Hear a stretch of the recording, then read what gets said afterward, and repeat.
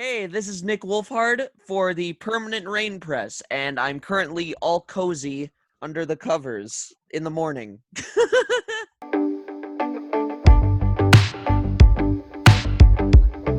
I'm happy to be joined by Nick Wolfhard. How has quarantine life been treating you?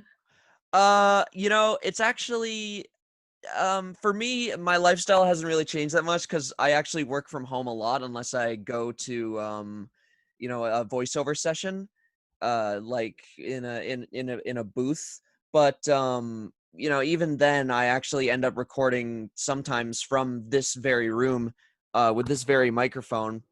Although I'm probably gonna get a new one soon enough. But it's it's been good, like social distancing with friends, and also playing with friends online, and but also keeping 6 feet apart in real life. It's like you gotta keep your precautions. One silver lining of the situation is that you get to spend more quality time with your family. I know it's a rarity where yourself, your parents, your brother are all back home in Vancouver. What are some things you've liked to do together? Honestly, just kind of I just kind of like talking to my parents, or just watching stuff together. And I like, hanging out with my brother, and because he's very much a social butterfly, which I'm not. So anytime like he's home, he'll kind of just, make me hang out with people, which I'm really, happy about. Like, even when they're not home, I try to, but I don't end up doing it nearly as much as he does. So luckily, I end up getting dragged along and end up liking it. It's Yeah.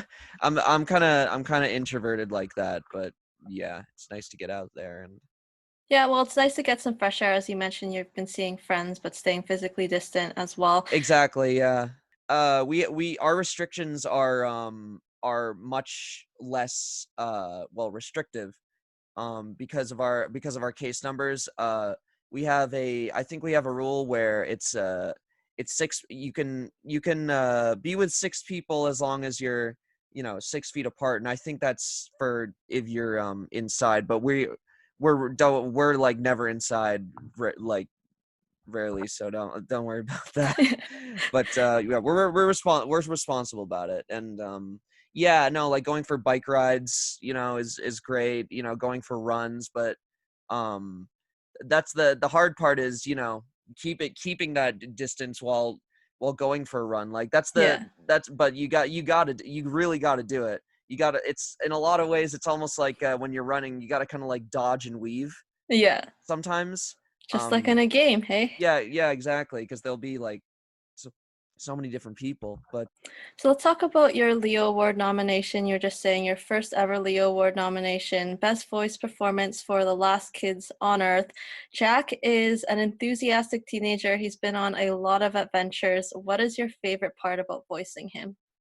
my favorite part about voicing Jack, honestly, is probably just the way he wants to prove himself. I love how, he's a kid who really, like, I when I was his age, we were kind of similar in that we didn't have many friends. There were bullies, all that kind of stuff. So the fact that he gets kind of this chance to be more social is something that I wish I could have done in middle school, because I just went through this phase where I didn't want to hang out with anyone. It was only really at the end of high school that I wanted to hang out with people again. I don't know. It was weird growing up. So the fact that he wants to socialize and prove himself to his friends, and really get them together, try to make them a family, is really good. Max Brailer's book series, their book two, which is the remainder of season one, is now on Netflix. For those who have yet to tune in, what is your pitch to potential viewers? Um, it's got a lot of action, a lot of comedy, some drama. For old horror fans, and old fans of like sci-fi, you've got Bruce Campbell, Mark Hamill, Keith David in there from The Thing, the Evil Dead series, Star Wars. There's a lot of great references. Great characters. They all work off each other really well. Uh, and yeah, it's pretty much the whole package in my opinion, and we got more coming, so stay tuned for that. As you mentioned, there is something for everyone, and the more coming. There's 5 books out, number 6 in September. So I'm guessing you've heard word on future seasons. Uh, I don't know. I don't know how much we're doing. All I know is more is coming. That being said, I'd love to do more. I'd love to do more. Uh, it just, we're just not sure if we get to do more yet. That's the thing. Yeah. Well, there is a lot more story to tell, so hopefully it's coming. Nominated for a handful of Leo Awards, and then just this past week, an Emmy Award as well. So, what was your reaction when you first heard that news? Giles Panton, who is one of my co-stars, DM'd me saying I got nominated for best voice actor for the Leo Awards, and he's also nominated for best voice actor for a different show, despite being on this, Last Kids as well. So that was pretty insane because it just kind of came out of nowhere. So I just and then the fact that we also got nominated for so many other categories as well as a daytime Emmy, like so soon afterwards. And then also my brother is also part of the same category. He's his show Carmen San Diego, well, not his show, he's a part of it. It's it like all the everything's a team effort, so it's not my show, but yeah, like Carmen San Diego, Last Kids on Earth are both in the same category, so sibling rivalry a bit there. Um yeah, we'll see what happens. One of us might win, one of us, we might lose. Have your parents picked But sides? Is one like, okay, I'll root for this no, show and I'll root for the other? no, they wouldn't dare. But as you mentioned, it is a really exciting time. You said the nominations kind of came out of nowhere. I know you did like a bit of a unboxing video on your Instagram. So how crazy is it to, unbox these characters and be like, I voiced that guy? That it's kind of insane. The one I was looking forward to the most was the Louisville Slicer, which was the baseball bat. But it was cool to actually like see my action figure and all the different action figures of like voice actors that I know. Funny story about that. They asked me to do one video, and there were so many boxes that I ended up doing like 3 or 4 videos like per day. I decided to make it a series. More content, more promotion. You know what I Yeah. mean? So I thought, why not? Yeah. As a voice actor, it can be difficult to, maintain a relationship with your co-stars. You might not see them all the time. You don't even have to be in the same place when you're recording, but you are friends with Montse, who voices June in this series. So when Yeah. did you, initially meet, and how did the friendship grow from there? We met through the show, obviously, and then I came to LA, we hung out, and then pretty much every I see her every time I'm in LA, we hang out. Or I did. And then we went to Mexico together with her whole family, because she was having like an early late birthday birthday kind of celebration. It was technically early. Pretty much just texting each other, sending each other dumb memes. uh that's honestly kind of how it grew from there. We're just like talking to each other, hanging out in person, not in person.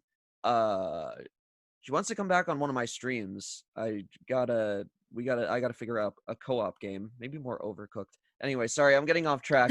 But yeah, she's a really good she's one of my best friends, so yeah.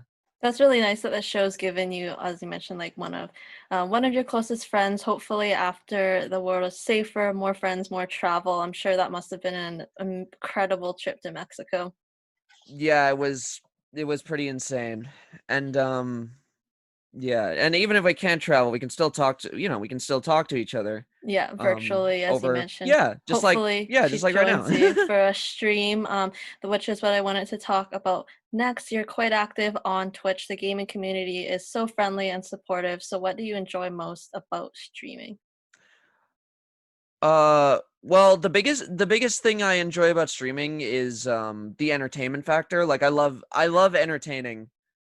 So the fact that I remember as a kid, I would used to like talk to myself, pretend to be like a let's player on YouTube, and the let's player is basically someone who plays games with commentary over it, and it'd be like I was insane or something, because I didn't actually. I remember as a kid I actually was able to record like an episode of something, but I couldn't figure out how to upload it or render it because I was too young. Um, but now I actually have the ability to do it, but live. So it's like it's even better. But I love chatting with people. It's like it's like you got an audience. Someone on Twitter once said something great, which was it was something like if you've got 50 viewers, you've got a bus. If you got 100 viewers, uh, you've got a panel room. If you got 300, you've got a theater. If you got or a movie theater. If you got like 1,000, you got a stadium, something like that. So you know, it's so I get like around 100 viewers, maybe a little more, maybe a little less sometimes. So but the fact that I just have this really dedicated audience and really supportive is fantastic. Shout out to you, to the Wolfhard stream audience. You guys rock. You classify yourself as more of an introvert. So prior to a big event, and these are people in person, like a New York Comic Con panel or red carpet, are there any things that you do to kind of calm yourself down and get in the right mindset before seeing all those big crowds and being in the atmosphere? At this point, I'm kind of used to it, to where I don't really need to do that anymore. But because I think the thing that really just gets me ready for it is just the sight of it, honestly. The Like taking that peek behind the curtain or something like Yeah, that? Yeah. it gets it's overwhelming at first. I remember I was nervous to do those red carpet interviews for the first time, but um I remember Finn actually told me that I'm better at doing them than he is. So Did that make you feel better? yeah, Yeah. it did, yeah, afterwards.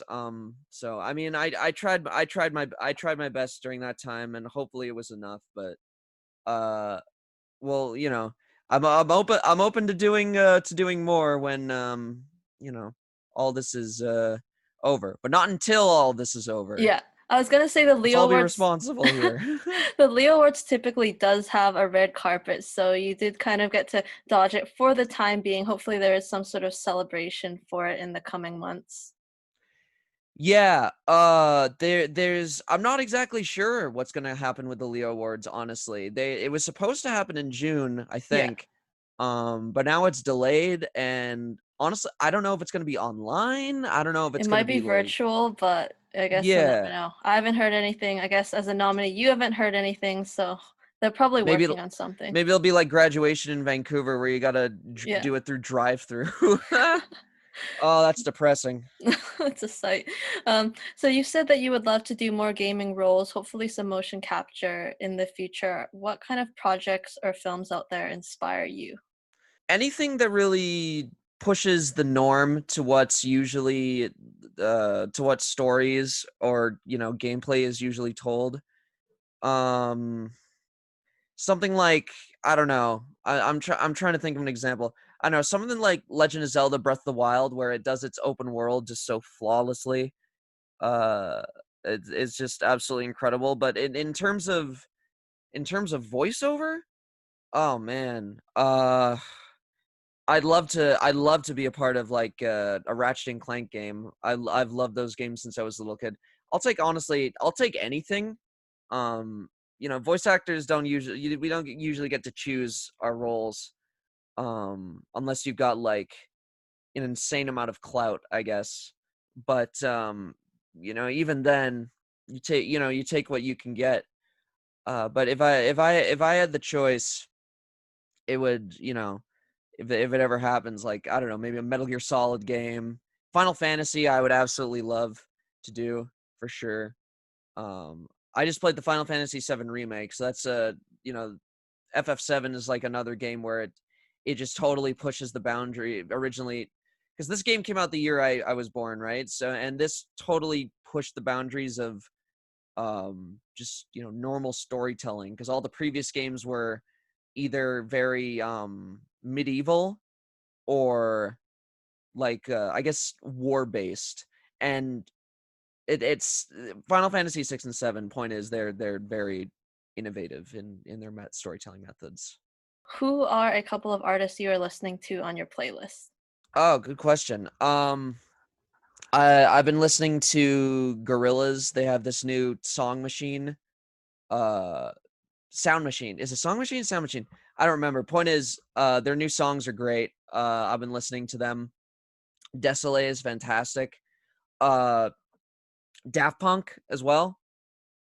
I listen to them pretty much whenever. I can put on a Daft Punk song and not get tired of it. Pretty much anytime, anywhere. Uh, Sorry, I keep saying so much. So I know Daft Punk, they did score Tron Legacy, so there's a lot of mixed feelings on that. Yes. Have you seen that film and what were your thoughts? Yes, I did, actually. I actually really like Tron Legacy. I know a lot of people didn't really like it when it came out. I mean, people liked it. They just thought it was fine. I personally think it's awesome because it's still Tron, but it's like a modern version of it. Like it's like, updated operating system, which is such a cool like meta way of kind of explaining it doesn't really explain it. You can kind of just tell. It's like this meta way of, you know, storytelling with its visuals, which is awesome. And like you said, the soundtrack by Daft Punk is absolutely incredible. You can listen to that whole soundtrack and you know what I mean? Like you can listen to the soundtrack is one of the best parts of the movie by far. So yeah, that's on Spotify and all that stuff. So I just hope they come up with a new album soon. It's been like since 2013. It's been But a while. yeah, Random Access Memories came out. And our signature question, if you could be any ice cream flavor, which would you be and why? Oh man. That's that's a toughie. Uh oh no.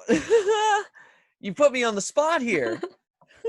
Like none of the other questions are on the spot, just this one. This one It's a curveball. this one is tough because it's like what if you could be an ice cream flavor? Uh I guess butterscotch. I love butterscotch. Butterscotch is underrated. Butterscotch milkshakes are my favorite. They always say like, what's your favorite milkshake? Oh, chocolate, strawberry, vanilla. Nah, butterscotch. Fantastic. Especially if it's got like some like pudding on the top or if it's like whipped cream. And yeah, no. That's my answer. Either butterscotch or pistachio. That's